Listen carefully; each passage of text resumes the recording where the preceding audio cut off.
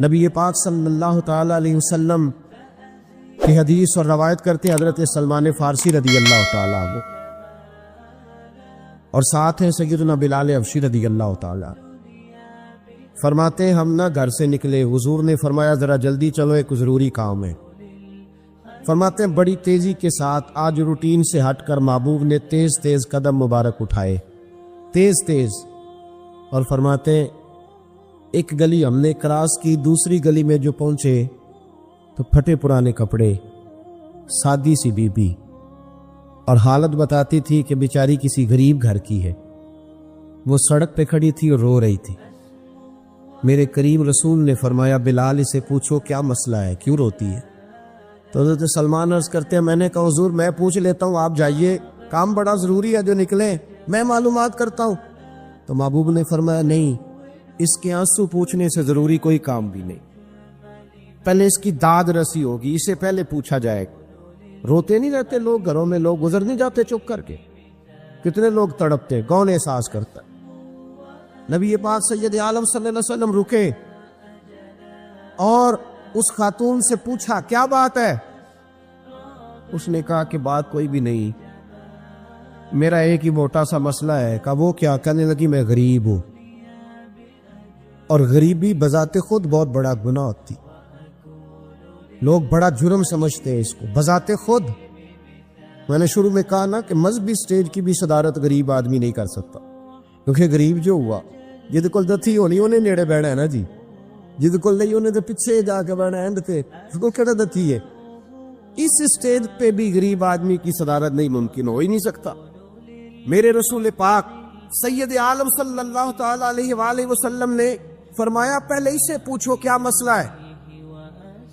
وہ کہنے لگی میں غریب ہوں، بوڑھی ہو گئی ہوں، ساری زندگی غلامی میں گزاری ہے، تیل لینے آئی تھی 5 دینار کا، بوتل میں تیل بھروایا ہے، اور اب بوڑھی ہوں نا تو کمر درد کرتی ہے، پیر پیچھے موڑا ہے تو میں گری ہوں، تیل زمین پی گئی ہے، اب زمین تو واپس نہیں کرتی، لیکن واپس جاؤں گی تو ایک یہودی عورت کی ملازمہ ہوں، وہ درے سے مارے گی، کھال ادھیڑ دے گی، میں بڑی پریشان ہوں، اب نہیں مار کھائی جاتی، ہڈیاں بوڑھی ہیں، قربان جاؤں۔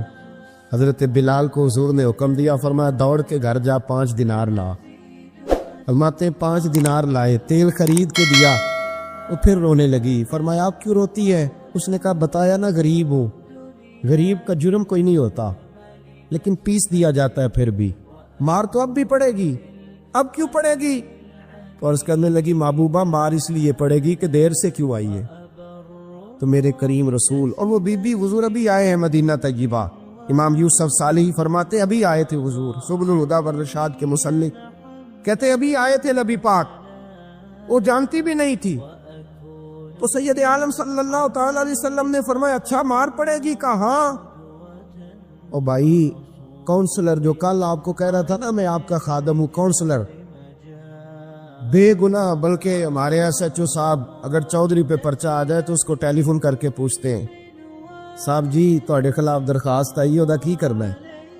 تو غریب آدمی بیچارہ، اس کی غلطی یہ تھی کہ وہ غریب تھا تو اس نے ریڑھی لگا لی چوک میں، اس کو دبوچ کے لے گئے، تینوں پتہ نہیں اتنے نہیں کھلوئی دا، اس کے پاس کل انویسٹمنٹ ہی 5000 تھی، سارا لے گئے۔ پھر وہ کونسلر صاحب کے پاس چلا گیا، سر میرے نال چلے آ جائے ذرا میں تھانے جانا ہے، انہوں نے کہا گڈی کرائی آ، پیسے ہیں نہیں ایویں تھانے جائیدا ہے۔ اب وہ گاڑی لایا ہے، پتہ نہیں کہاں سے لایا ہے، تھانے پہنچا ہے، اور یہ ہے ہمارا حال کہ وہ ایس ایچ او بھی بیٹھا ہے کرسی پہ اور کونسلر بھی کرسی پہ بیٹھا ہے، اور وہ غریب پیروں میں بیٹھا ہے اور ہاتھ باندھ کے کہہ رہا میری ریڑھی دے چھڈو، میری 4 دھیاں نے تو میں شامی کھانا کھانا۔ کدھر گیا امت کا وہ ذوق؟ ساری زندگی نعتیں سننے والوں بتاؤ تو صحیح نعت نے تاثیر کیا دی ہے روح؟ اگر ابھی بھی گھاڑی غریب کے پاس کھڑی نہیں ہوتی تو پھر کیا اثر ہوا ساری زندگی نعت سننے کا؟ میرے مصطفیٰ کریم سید عالم صلی اللہ تعالی علیہ وسلم نے فرمایا اس خاتون سے یہاں کونسلر ساتھ نہیں جاتا، کہتا کر لیا ٹیلی فون، سویرے 9 بجے پہنچ جانا۔ پر کائنات کی سب سے معزز شخصیت حضرت سیدنا بلال حبشی رضی اللہ تعالیٰ عنہ فرماتے ہیں میرے نبی پاک نے فرمایا بی بی چل میں تیرے ساتھ چلتا ہوں۔ گویا اللہ کی ساری رحمتیں اس کے ساتھ ساتھ چلنے لگی، اور آگے آگے نہیں، ساری کتابیں پڑھ لو، وہ پھٹے پرانے کپڑوں والی بی بی آگے آگے اور اللہ کے کریم رسول پیچھے پیچھے، ساری گلیاں اس نے پھرائی، مدینے کی صحرا آ گیا۔ ایک دروازے پہ دستک دی، سے مالکن آئی، وہ بی بی بعد میں کہتی ہے میں بھی بڑی ڈاڈی تھی، طاقت ہی نہیں تھی میرے سامنے کو کھڑا ہو سکے، لیکن جب میں باہر نکلی تو میں نے نور کے حالے میں لپٹی ہوئی ایک عظیم ہستی کو دیکھا۔ فرماتے محبوب کے گورے چٹے رنگ کے اوپر کالی زلفیں اور محبوب پاک کی مقدس آنکھیں جب تک بات کرتے رہے نظریں زمین پہ جھکی رہی۔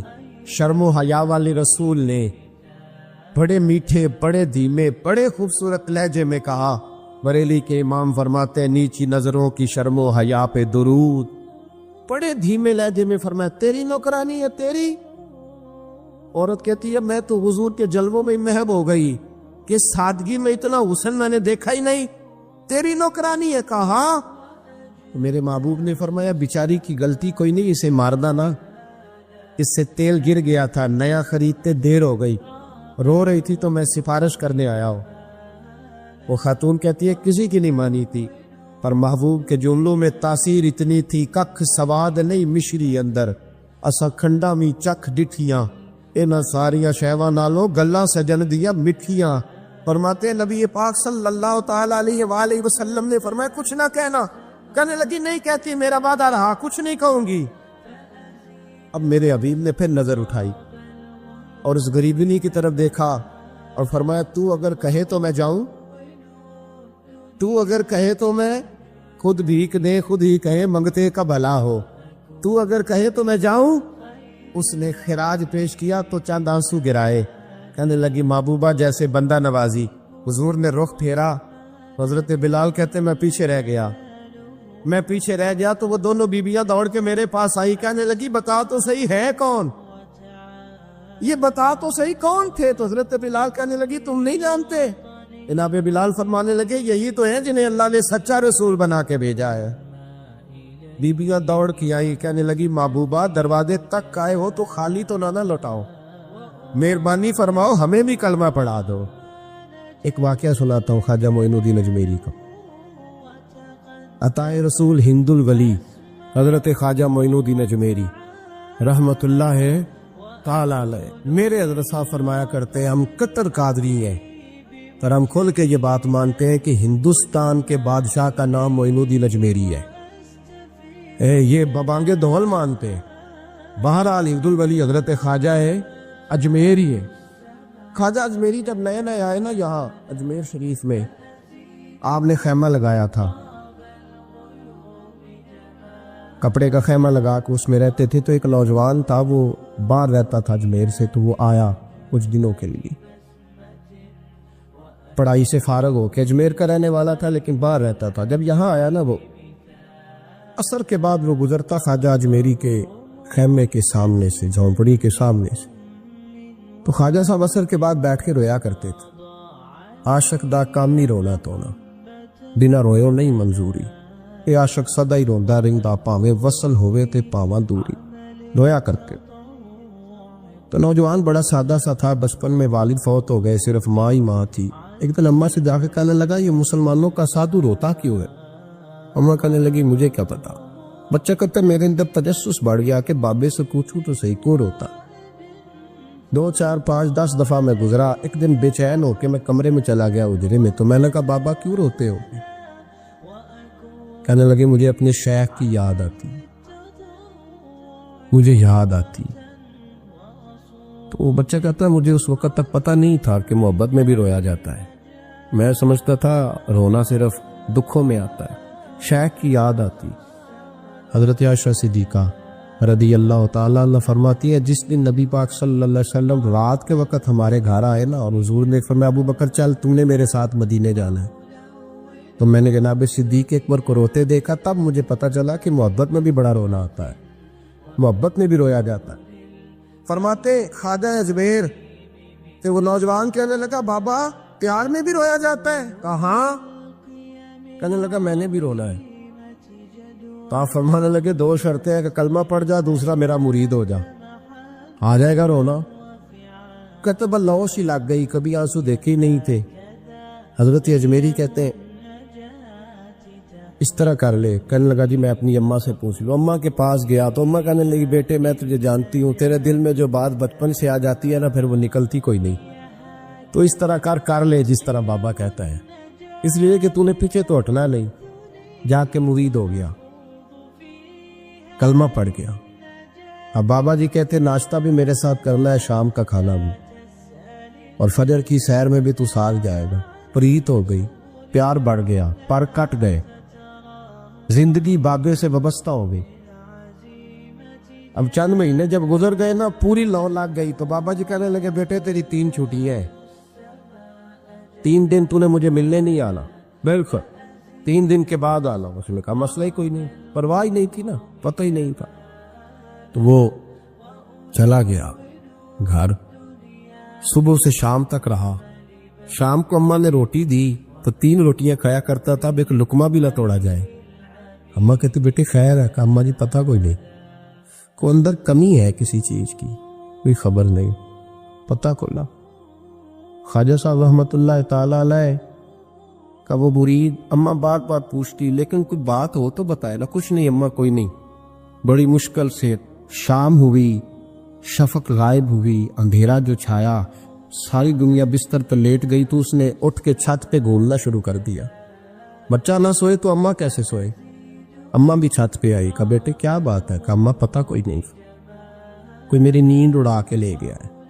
بیٹے تو نے روٹی بھی نہیں کھائی. کہا اماں کوئی نہیں پتا, کوئی پتا لو. جب 12 بجے کے بعد کا وقت آیا تو پھر ہلکے ہلکے آنسو نکلے, اور جب سحری چمکی تو دھاڑے مار کے رویا. بیٹے کیا ہوا. اس نے کہا اماں میں نے بابا جی کے پاس جانا ہے, اسے کہہ مہربانی کرے, میں نے یہ جدائی میرے بس کا روگ نہیں, اب نہیں میں نہیں رہ سکتا. فجر کی نماز پڑھ کے تو اماں گئی, کہنے لگی مہربانی کر اسے بلا. تو بابا جی کہنے لگے اسے کہہ ابھی تو 1 دن گزرا ہے, ابھی تو وقت بڑا پیچھے ہے, ابھی ٹائم ہے. بس اگلے دن کی جو شام ہوئی تو ماں کے قدموں میں گر گیا. کہنے لگا خدا کا واسطہ اسے کہو میرا نہیں گزارا ہوتا, اب نہیں, اب عادی ہو گیا ہوں, اب اگر اس کی دید کا لشا نہ ملا تو مر جاؤ. حضرت اجمیری رحمت اللہ علیہ کے پاس اماں روتی ہوئی آئی. کہنے لگی بابا مجھے نہیں پتا تیرا اس کا رشتہ کیا ہے, میں تو ماں ہوں. اس کے آنسو گرتے ہیں تو میرا کلیجہ پھٹتا ہے, وہ جب روتا ہے تو میری جان نکلتی ہے. مہربانی کر اسے دید کا نشہ دے, میرا بیٹا ہے بلکتا ہے دیکھا نہیں جاتا. جب یہ لفظ کہے تو آپ فرمانے لگے ماں تو اویس کرنی کی ہو تو میرے رسول دیدار منع کر دیتے ہیں, تو ماں بن کے آئی ہے تو تجھے کیسے روک دوں. فرمایا جا اسے کہہ آ جائے. اب وہ وہاں سے نکلا تو دوڑا آیا اور آ کے کھڑا ہوا تو حضرت اجمیری مریدوں کو سبق پڑھا رہے تھے. کتاب کھلی ہوئی, بات ہو رہی تھی مریدوں کے ساتھ گفتگو ہو رہی. وہ آ کے کھڑا ہو گیا, ایک نظر یوں اٹھائی تو دروازہ, بڑی دیر سے کھڑا, یوں نظر اٹھائی اس کی طرف دیکھا, بس دیکھا ہی تھا کہ وہ دھاڑے مار کے رونے لگا. تو حضرت اجمیری نے مسکرا کے ایک جملہ کہا, فرمایا پتہ چل گیا محبت میں بھی رونا آیا کرتا ہے. پتہ چل کے دوڑ کے قدموں میں آیا. تو لوگ کہتے ہیں جب وہ آیا نا تو آنسو حضرت اجمیری کے بھی نکل گئے, رو پڑے, آہیں نکلی. فرمانے لگے بیلیا رات سویا نہیں نا. کہا حضور نہیں. فرمایا میں بھی نہیں سویا. تو اگر بیدار تھا تو کل شام روٹی نہیں نہ کھائی. حضور نہیں کھائی. فرمایا میں نے بھی کوئی نہیں کھائی. یہ محبت 2 طرفہ ہوتی ہے, یک طرفہ تھوڑی ہوتی. اگر تو نے نہیں کھائی تو میں نے کب کھائی. میرے بھائی ہمارے مشائخ نے محبت کی زنجیروں میں باندھا مریدوں, وہ بند گزارے نہیں ہوتے تھے, وقت ہی نہیں گزرتا, صبح اور شام میں وابستہ رہتی تھی, کوئی پابندی نہیں تھی ان پر, ان کی طرف سے کوئی جبر نہیں تھا. لیکن یہ غنگ, یہ انداز, یہ ڈھنگ, پھر جو شیخ کی یاد میں رونا سیکھ جاتا تھا نا اس کے لیے مدینے کی یاد میں رونا آسان ہو جاتا.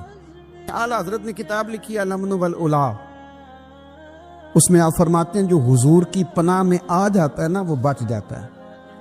اللہ کرے آپ کو سمجھ آئے میری بات کی. جو حضور کی پناہ میں آ جاتا ہے وہ جو دنیا دار رہتا ہے, مالدار رہتا ہے, حضور کی پناہ میں نہیں آتا وہ بے سکون رہتا ہے۔ فرماتے ہیں یہاں دنیا میں بھی حضور کی پناہ میں آ جاؤ، آج لے ان کی پناہ۔ اور آج دلیل آپ نے ابن ماجہ کی حدیث لکھی ہے، حضرت تمیم داری حدیث کے راوی ہیں، اعلیٰ حضرت نے لکھی ہے، فرماتے ہیں جو حضور کی پناہ میں آیا بچ گیا۔ دلیل دیتے ہیں، فرمایا انسان جانور بھی آتے تھے تو بچ جاتے۔ حضرت تمیم داری رضی اللہ تعالیٰ عنہ فرماتے ہیں کہ ہم کھڑے تھے، ایک اونٹ دوڑتا ہوا آیا، نبی کریم صلی اللہ علیہ وسلم کے پہلے اس نے قدموں پہ سجدے کیے۔ صحابہ کہنے لگے حضور ہمیں بھی اجازت دیں، فرمایا وہ تو بے زبان ہے، اسے تو پتہ کوئی نہیں، پیش نظر ہے وہ نو بہار، سجدے کو دل ہے بے قرار، روکیے سر کو روکیے یہی تو امتحان ہے۔ فرمایا اسے کیا پتا، تم تو مکلف ہو شریعت کے، تمہیں اجازت نہیں ہے۔ اور اعلیٰ حضرت نے 2 ٹوک لکھا ہے، فرمایا سوائے خدا کے کسی کو تعظیمی سجدہ بھی حرام ہے، یہ نوٹ کر لیں میری بات۔ اور اعلیٰ حضرت نے فتاوی رضویہ میں لکھا ہے کسی قبر پہ جاؤ تو 4 ہاتھ دور کھڑے رہو، اللہ کرے آپ کو سمجھ آئے۔ کتنے ہاتھ؟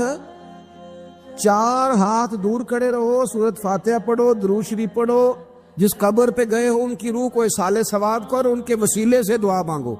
اعلیٰ حضرت فرماتے ہیں قبر کو سجدہ بالاتفاق حرام ہے، طواف قبر کا کرنا بالاتفاق حرام ہے، بوسہ لینے میں اختلاف ہے کہ جائز ہے کہ ناجائز ہے، لیکن بوسے سے بھی چونکہ شک پڑتا ہے تو فرماتے ہیں احمد رضا کی رائے یہ ہے کہ بوسہ لینے سے بھی بچا جائے۔ وہ آ گیا تو اس سے اگلی باتیں کرتا ہے، بس خاموش رہ، باادب رہ اور پیچھے رہ۔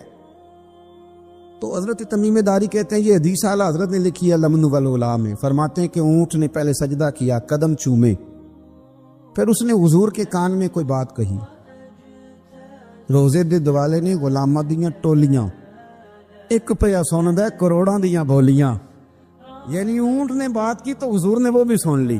اعلیٰ حضرت کہتے ہیں جو پناہ میں آتا ہے بچ جاتا ہے۔ کہتے ہیں رسول کریم نے نا اونٹ کی پشت پہ ہاتھ پھیرا اور اللہ کے محبوب فرمانے لگے فکر نہ کر، اب تو آ گیا ہے نا، تو جیسے تو کہے گا ویسے ہی ہو جائے گا، جیسے تو کہے گا ویسے ہی۔ ابن ماجہ میں موجود ہے، پر میں چونکہ فاضل بریلوی رحمۃ اللہ علیہ کی کتاب سے پیش کر رہا ہوں الامن والعلا سے، تو میں اسی انداز میں پیش کر رہا ہوں جس انداز میں وہاں ہے۔ حضرت تمیم داری کہتے ہیں کہ ہماری سمجھ میں بات کوئی نہ آئی، تھوڑی دیر گزری تو کچھ لوگوں نے ہاتھوں میں رسیاں پکڑی ہیں، خنجر پکڑے ہیں، دوڑے آئے، یا رسول اللہ یہ ہمارا اونٹ ہے۔ حضرت تمیم داری کہتے ہیں میں نے دیکھا کہ جب وہ آ گئے نا خنجر لے کے تو اونٹ حضور کے پیچھے چھپ گیا، آج لے ان کی پناہ، آج مدد مانگ ان سے، وہ حضور کے پیچھے چھپ گیا۔ تو کہتے ہیں کہ نبی کریم صلی اللہ تعالی علیہ وسلم نے فرمایا کیا مسئلہ ہے بھائی؟ یا رسول اللہ ہمارا اونٹ ہے، ذبح کرنے لگے تھے دوڑا ہے۔ تو حضور فرمانے لگے وہ تو تمہاری شکایت کر رہا ہے۔ وہ کہتا ہے یا رسول اللہ میں نے برسوں ان کی نوکری کی، برسوں میں نے بڑی نوکری کی۔ صحیح کہتا ہے یا رسول اللہ؟ ٹھیک کہتا ہے حضور، اب بوڑھا ہو گیا ہوں، تھوڑا زیادہ بوجھ نہیں اٹھا سکتا، تو مجھے ذبح کر کے کھانا چاہتے ہیں، میں مرنا نہیں چاہتا۔ نبی کریم فرمانے لگے اچھے لوگ یہ صلہ دیتے ہیں؟ انہوں نے عرض کی حضور آپ حکم کر دیں، ہم اس کو چھوڑ دیتے ہیں یا رسول اللہ، نہیں ذبح کریں گے، خدمت کریں گے۔ حضور فرمانے لگے نہیں، اب میرے پاس آیا ہے نا، اب میں نے واپس نہیں کرنا، آج ہو گیا ہے، آج لے ان کی پناہ، آج مدد مانگ ان سے، آج ہو گیا یا رسول اللہ پھر رکھ لیں۔ حضور نے فرمایا نہیں بھائی پیسے بتاؤ کتنے ہیں؟ یا رسول اللہ نہیں کچھ نہیں۔ نبی کریم علیہ السلام نے فرمایا نہیں، بتاؤ کتنے ہیں، بتاؤ کتنے ہیں؟ انہوں نے کہا حضور ایک دفعہ ریٹ لگایا تھا تو 100 دینار لگا تھا، حضور نے فرمایا بلال دے دو 100 دینار، 100 دینار دے دیا۔ اعلیٰ حضرت فرماتے ہیں دیکھو ان کی پناہ میں آنے کی برکتیں کتنی ہیں۔ ان سے کہا تم جاؤ، وہ چلے گئے، حضور نے پشت پہ ہاتھ پھیرا، فرمایا جا تو آزاد ہے۔ حضرت تمیم داری کہتے ہیں وہ پہلے گیا پھر پلٹ کے آیا، اس نے نبی پاک کے کان میں کو بات کی، کئی باتیں کی، پر میں ایک بات کرتا ہوں، کئی باتیں کی، ایک بات کی تو حضور رو پڑے، اونٹ چلا گیا۔ ہم نے عرض کی حضور یہ کیا کہہ گیا ہے؟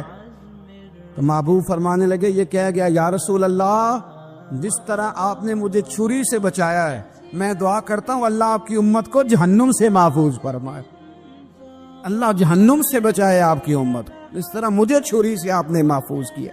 اعلیٰ حضرت فرماتے ہیں کن چکروں میں پڑے ہوئے ہو، کن چکروں میں؟ पैसों की पनाह लेते हो, ओहदों के पीछे छुपते हो, दौलत के पीछे छुपते हो, ताल्लुकात के पीछे छुपते हो, पर मैं मुसीबत आएगी तो ये सारे हट जाएंगे।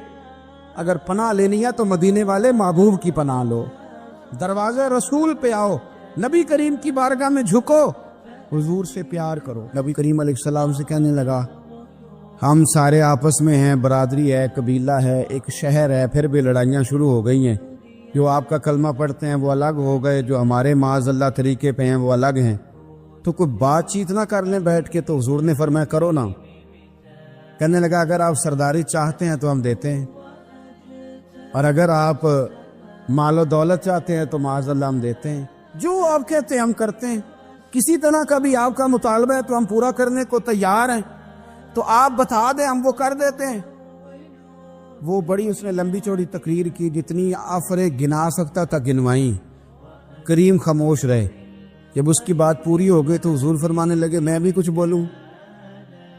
कहने लगा, बोलने। मेरे नबी पाक ने कुरान पाक पढ़ना शुरू कर दिया। चंद आयतें पढ़ी, खड़ा था, बैठ गया, फिर उठ पड़ा। कभी उधर जाता है, कभी इधर आता है। हुजूर ने तिलावत खत्म की, कहा कोई बात करनी है? कहने लगा, नहीं, मुझे इजाजत दे दे। वापस गया। जब गया ना तो अबू जाल दूर से देख के कहने लगा, जो गया था वो तो उतबा था, और ये जो आ रहा है ये कोई और है, ये कोई और है, ये वो नहीं है जो गया था। वापस आया तो कहा, क्या तय हुआ? कहने लगा, यार तय क्या करना है, मैंने शायर भी देखे, काहिन भी देखे, जादूगर भी देखे, मैंने जमाना घूमा है, पर जो कुरान वो पढ़ते हैं वो बंदे का कलाम नहीं, वो रब करीम का ही कलाम है, वो अल्लाह का कलाम है। तुम नहीं मुकाबला कर सकते, तुम बाहर आ जाओ, वो तुम्हारे बस की बात नहीं। तेरे आगे हैं यूं दबे लचे फुसहा अरब के बड़े बड़े, कोई जाने मुंह में जुबान नहीं, बल्कि जिस्म में जान नहीं, और करूं तेरे नाम पे जान फिदा। न बस एक जान दो जहां फिदा, मेरा दो जहां से भी नहीं जी भरा, मैं करूं क्या करोड़ों जहां नहीं। तो फैल बिन अमर दोसी मक्का शरीफ आए तजारत के लिए, पहले भी आया करते थे। कहते हैं मैं बेहतरीन शायर था, मक्के आया, सामान बेचता था, कुछ खरीद के ले जाता था। अबू जाल मुझे कहने लगा, तू हमारा दोस्त है, पुराना सज्जन है, तेरा आना जाना है, और तुझे यहाँ इस शहर में चूंकि तू हमारा मेहमान है तो हर बात से आगाह करना हमारा जिम्मेदारी है। यहाँ एक शख्स है मोहम्मद इब्ने अब्दुल्ला, मोहम्मद इब्ने अब्दुल्ला सल्लल्लाहु अलैहि वसल्लम ऐलान नबूवत करते हैं, और माज़अल्लाह शायर हैं, जादूगर हैं, उनकी तूने बात नहीं सुननी। कहता, मैंने कहा मुझे क्या जरूरत है, मैंने चंद हफ्ते ठहरना है, माल बेचना है, कुछ खरीदना, चले जाना है, मुझे क्या जरूरत है। कहा, अच्छा मैं नहीं सुनूंगा बात। कहता, मुझे नजर आए कई दफा हुजूर, और जहां हुजूर होते थे मैं करीब ही नहीं जाता था। कहते एक दिन ना हरम शरीफ में सादे से कपड़े और पाँव में सोने जूते और सर पे यूं इमामा के जैसे फरिश्ते भी झुक झुक के जियारत करते हैं। कहते हैं कि नूर भरे कैफियात हुजूर तशरीफ लाए, और तशरीफ ला के रसूल कायनात अलैहिस्सलाम हरम काबा के साथ टेक लगा के बैठ गए। सर से लेकर पाँव तक तनवीर ही तनवीर है। हुजूर तशरीफ फरमा हुए, कुरान पाक पढ़ने लगे। मैं जब हुजूर के करीब से गुजरता था तो कानों में रुई दे के गुजरता था, पर तुफैल कहते हैं आज ना थोड़ी सी आवाज मेरे कानों में गई, कुरान पढ़ा महबूब ने। और वैसे भी क्या कमाल होगा जब यासीन वाले नबी खुद यासीन पढ़ते हों, जब ताहा वाले नबी अपनी जुबान से ताहा की तिलावत करते, वद्दुहा वल्लैली इज़ा सजा जिनके बारे में आया जब वो तिलावत करते हो, अलम नशरह लक सदरक जिनके सीने की तारीफ अल्लाह ने की, जब वो इन आयतों की तिलावत करते होंगे तो क्या शान होगी।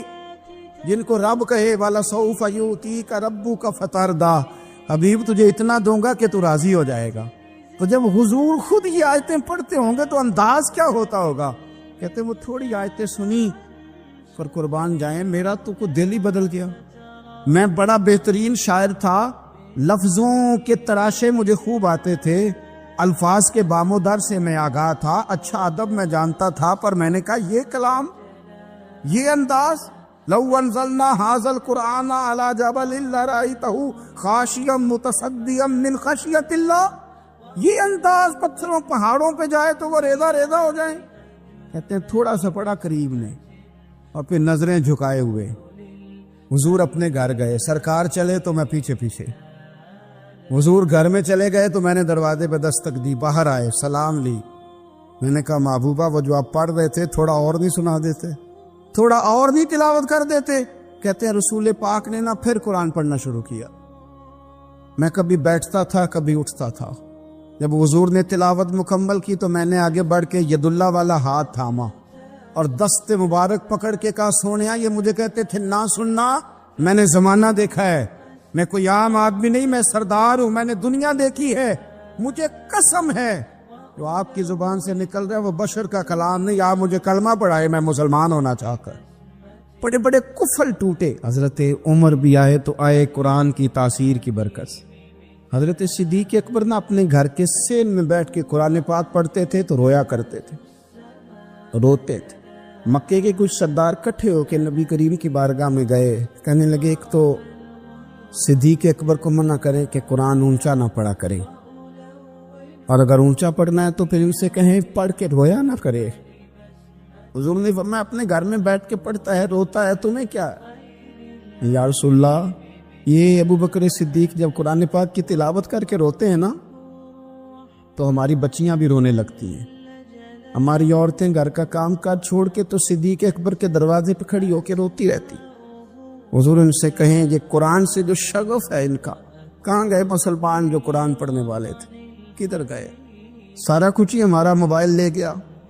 میں کس طرح یہ بات بیان کروں کہ کچھ لوگوں نے رمضان میں بھی قرآن پاک ایک بھی ختم نہیں کیا، رمضان شریف میں بھی ایک قرآن پاک کی توفیق نہیں ہوئی، لے گیا سارا کچھ ہماری خوش گپیاں۔ کمال ہو گئی، ہم نے سوچا ہی نہیں، فکر ہی نہیں کی۔ سنگیوں واپس آؤ، قرآن پاک سے پیار کرو، قرآن پاک سے محبت کرو، قرآن کی تعلیم حاصل کرو۔ لوگ کہتے ہیں میں بوڑھا ہو گیا ہوں، زبان موٹی ہو گئی ہے، قرآن کیسے سیکھوں؟ 38.5 سال کی عمر میں کلمہ پڑھا حضرت صدیق اکبر نے۔ کچھ صحابہ ان سے بھی عمر میں زیادہ تھے، تو بڑی عمر میں دین سیکھا کہ چھوٹی عمر میں سیکھا؟ ہمیں کیا ہو گیا ہے؟ قرآن پاک کی طرف توجہ کرو۔ میرے نبی پاک علیہ السلام نے فرمایا اس قرآن کی برکت سے اللہ قوموں کو عروج عطا کرے گا، اس کی برکت سے ہی قوموں کو زوال ہوگا۔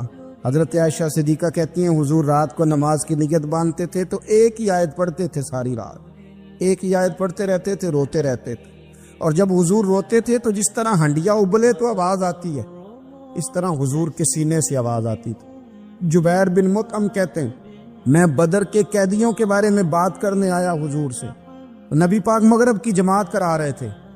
جب میں مدینے پہنچا تو مسجد نبوی کے باہر کھڑے ہو کے میں نے حضور کی تلاوت سنی۔ فرماتے بس میں تو بات کرنے آیا تھا نا، تو وہ آیتیں سنی تو مجھے یوں لگا مجھ پہ بجلیاں گر رہی۔ کون ہے جو میرے دل کے کفر اور کفل دھو رہا ہے؟ بس قرآن سنتا گیا اور رب مجھے ایمان کی توفیق عطا فرماتا گیا، میں نے کلمہ پڑھ لیا، مسلمان۔ قرآن ہی ہمارے ہر مسئلے کا حل ہے۔ میں کیا کروں؟ قرآن پڑھتے ہیں ہمارے ہاں پر قبروں پہ پڑھا جاتا ہے، پر ختموں پہ۔ کیا قرآن پاک کا یہ حق نہیں تھا کہ وہ شادی والے دن بھی پڑھا جاتا؟ کیا قرآن پاک کا یہ حق نہیں تھا کہ وہ اسمبلی میں بھی پڑھا جاتا؟ قرآن پاک نہ شکایت کر رہا ہے، شکایت کرتا ہے کہ ان لوگوں نے نا مجھے ختموں پہ پڑھا ہے، اسمبلی میں نہیں پڑھا۔ وزیر اعظم کے خطاب سے پہلے تلاوت ہوتی ہے تو یہ تلاوت کے بعد یہ اعلان کیوں نہیں کرتے کہ ہم کریں گے وہ جو قرآن کہے گا؟ صدر کے خطاب سے پہلے تلاوت کراتے ہو تو یہ کیوں نہیں کہتے کہ اب ہوگا وہ جو قرآن کہہ رہا ہے؟ اسمبلی کا اجلاس تلاوت قرآن پاک سے شروع کرتے ہو تو یہ بھی تو کہو نا قرآن کے مطابق فیصلے ہوں گے۔ عدالتوں میں قسمیں اٹھانے کے لیے قرآن رہ گیا ہے، اس پہ ہاتھ رکھ کے کہو جو کہوں گا سچ کہوں گا۔ آج کے بعد وکیل بھی ہاتھ رکھے نا قرآن پاک پہ، جج بھی ہاتھ رکھے قرآن پاک، گواہ بھی رکھے، ملزم بھی رکھے، اور مدعی بھی بتائے کہ اس نے پرچہ صحیح درج کرایا ہے، اس نے صحیح درج کرایا ہے، نام صحیح لکھوائے، اور یہ سارے بتائیں جج سے لے کر ملزم تک کہ ہم فیصلہ وہ کریں گے جو قرآن پاک نے ہمیں کہا۔ صرف قسموں کے لیے رہ گیا ہے۔ 2 صورتیں پڑھنی نہیں آتی اور تم بیچ میں قرآن پاک کو لا کے قسمیں اٹھاتے ہو۔ وہ تاجر جو دکان شروع کرنے سے پہلے تلاوت کراتا ہے، کس لیے کراتا ہے؟ کہ میں تجارت قرآن پاک کے مطابق کراؤں گا، اس لیے کراتا ہے۔ وہ تو کہتا ہے ذرا دکان سے ہی چلے، ذرا برکت آ جائے۔